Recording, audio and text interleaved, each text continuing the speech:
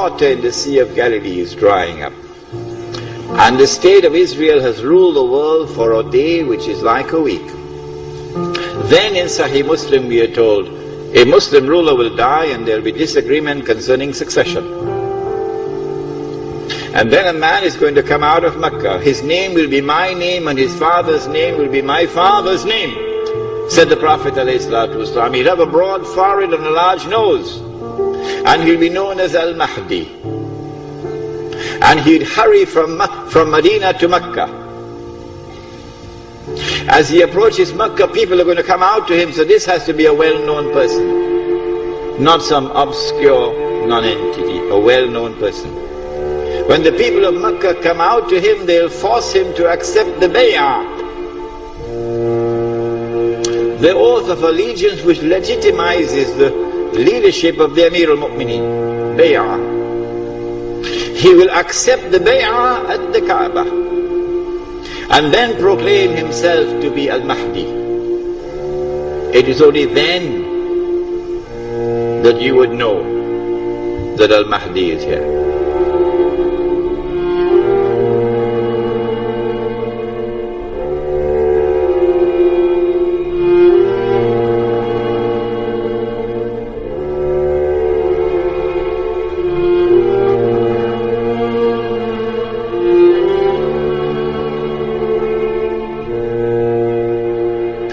When the army is swallowed, then the Mahdi is going to be attacked by another army, and this is now an army of the Quraysh, an army of the Kalb.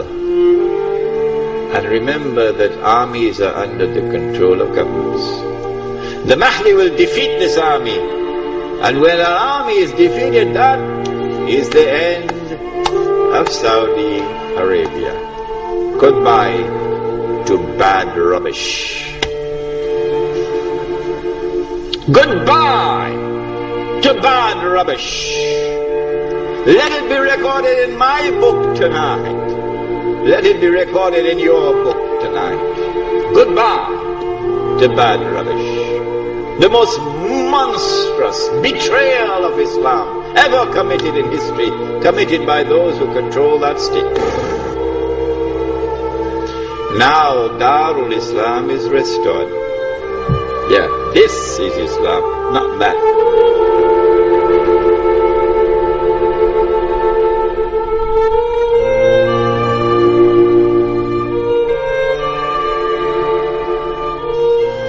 When Darul Islam is restored in the Arabian Peninsula, this is now the most dangerous and potent of all threats to the state of Israel. Dajjal will now attack. He's now in a day which is like our day. And so we'll see him, a Jew, a young man, powerful, built, curly hair. But I'm not saying anything about his eyes because you understand the hadith about the eyes now. The Prophet ﷺ pointed his hands to the east 20 times. And he said he's going to come from the east. Jerusalem is northwest. When Israel attacked Jamal Abdel Nasser, although Israel is to the east of Egypt, Israel attacked from the west and destroyed the Egyptian air force on the ground in the 6-day war. Similarly, Dajjal is not going to attack from the northwest. He attacks from the east. 20 times, said Muhammad alayhi salatu wasalam. You can come from the east. When he attacks, he's going to be riding on a donkey, which will travel as fast as the clouds, and which will have his hair stretched out wide. I'm going to Perth, inshallah, on Thursday on that donkey.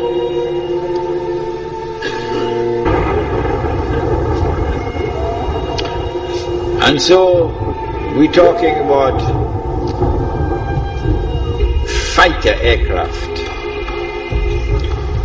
And east of Medina and Mecca is the Saudi Air Force Base, which is now also an American Air Force Base in Dajjal.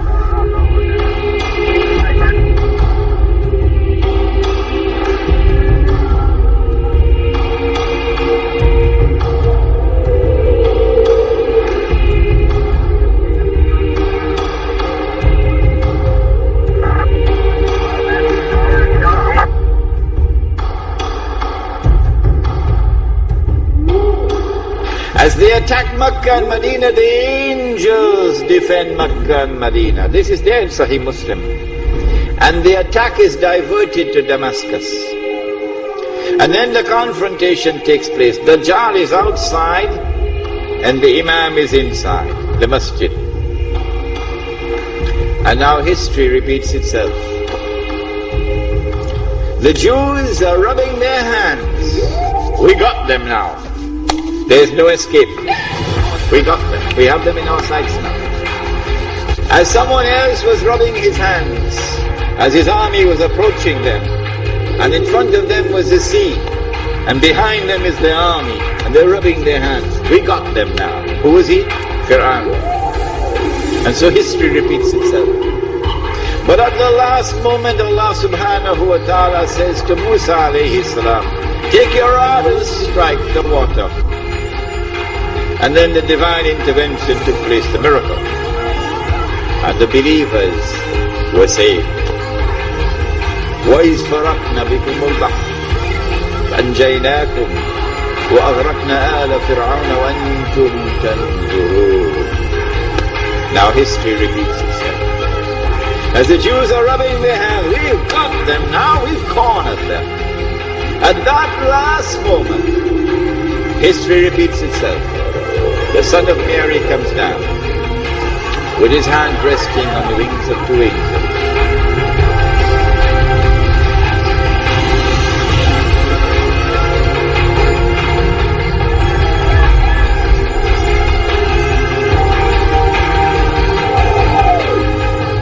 The first time he came, Allah raised a man. And when the Messiah came, he came in front of that man. And that man said, here he is, this is the man you've been waiting for, this is the Messiah. Who was that man? Yahya alayhi salam. So this is the divine method for positive identification.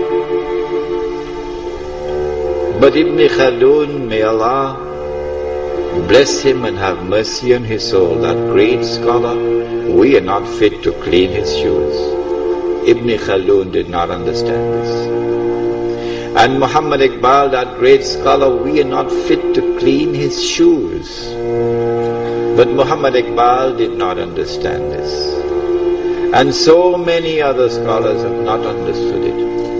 And they rejected all the ahadith on Mahdi as fabricated. Ibn Khaldun did it and everybody else followed him. But now history repeats itself. The divine method of positive identification is repeated. As the son of Mary comes down in the masjid, Imam al-Mahdi says, here he is, this is the son of Mary. And history repeats itself. May Allah forgive Ibn Khaldun. And then the son of Mary responds, identifies himself. Imam asks him, you lead the salat. He says, no, you are the Imam, you lead.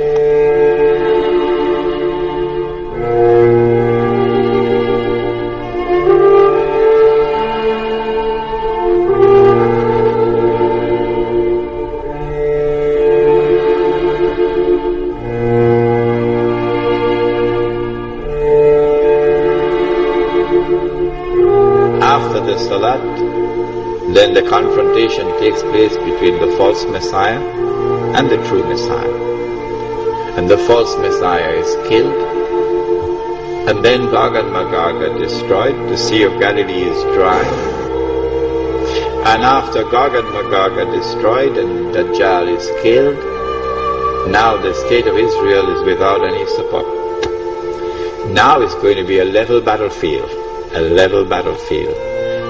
I may be wrong, but I suspect that there's going to be a massive collapse of the world of modern technology. I suspect that. And so horses are now going to be used once again.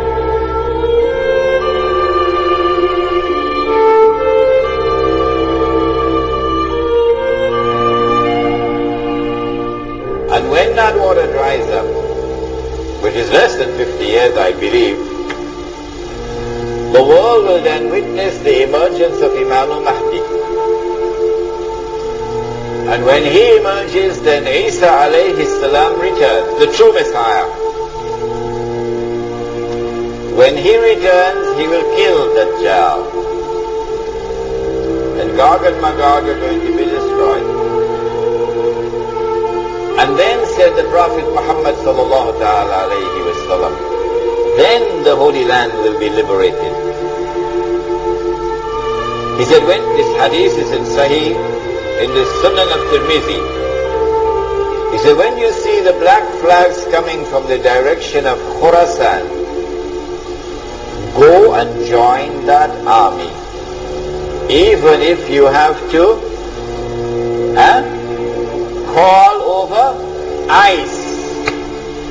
Go and join that army even if you have to leave Singapore. Go join that army. Because Allah's Khalifa, Imam al-Mahdi, is in that army.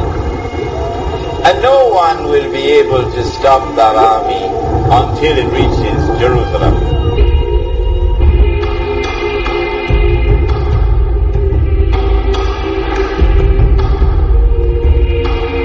The army now comes out of Khurasan, and that army attacks and destroys the state of Israel. The first time it was a Babylonian army. The second time it was a Roman army. And after the Roman army destroyed them and threw them out of the land, Allah said, وَإِنْ عُدْتُمْ عُدْنَا وَإِنْ عُدْتُمْ عُدْنَا. If you return with your fasad, we will return with our punishment. They return with their fasad. It's happening now before your eyes. And so Allah returns with His punishment. وَإِنْ عُدْتُمْ عُدْنَا. And so now the Muslim army destroys the state of Israel.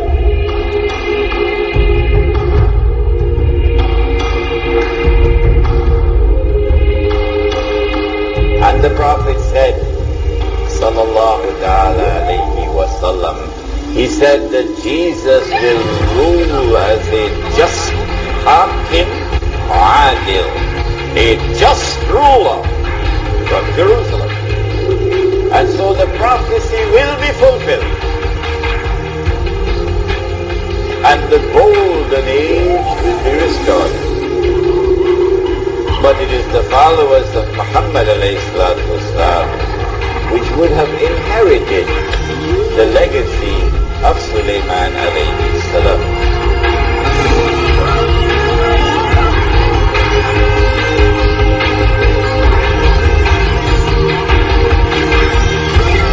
That you're living in the age of the countdown. So now you're fighting each other over chicken feed. That's what you're doing. In South Africa in particular, the ulama fighting with each other. Sectarian conflicts over chicken feed. While this hugely important subject is so far away from them, it is unbelievable.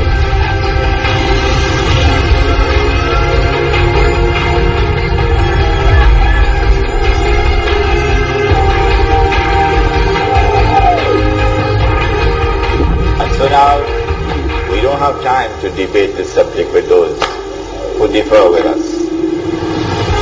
We don't have time for them anymore. They can differ with us. They can disbelieve all of this. It doesn't bother us.